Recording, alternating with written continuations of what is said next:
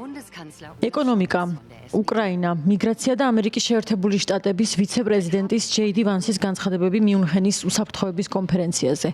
ეს იყო ის საკითხები, რომლებიც გერმანიის საპარლამენტო არჩევნებამდე ერთი კვირით ადრე 4 მთავარი პარტიის ლიდერებმა დებატებში განიხილეს.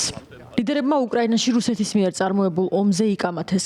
ქრისტიან-დემოკრატიული კავშირის ლიდერის ფრიდრიხ მერცის განცხადებით გერმანია უკრაინის მხარესაა.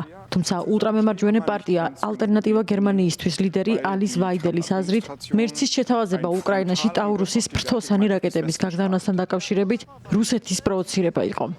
გერმანიის ამჟამინდელი კანცლერის ოლაფ შოლცის თქმით კი უკრაინა დემოკრატიული და სუვერენული სახელმწიფო უნდა იყოს.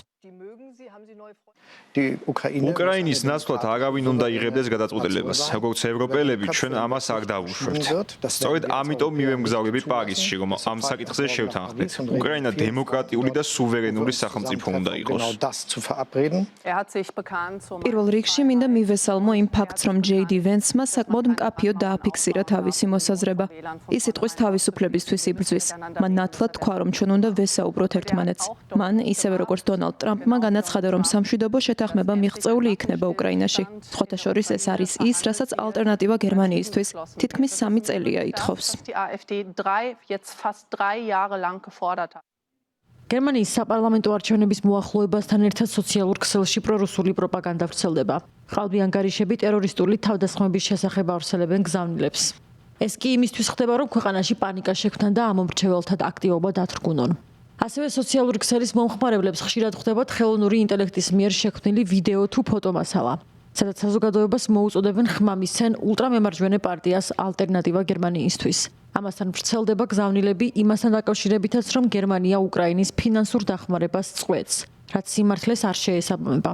გერმანიაში ვადამდელი საპარლამენტო არჩევნები 23 თებერვალს გაიმართება.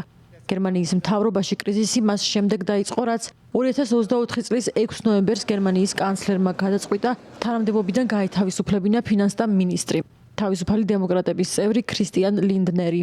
ამის გამო მმართველი კოალიცია, რომელშიც სოციალ-დემოკრატები, მწვანეები და თავისუფალი დემოკრატები შედიოდნენ, ფაქტობრივად დაიშალა. გამოკითხვები აჩვენებს, რომ ქრისტიან-დემოკრატიულ კავშირს 29%-იანი მხარდაჭერა აქვს.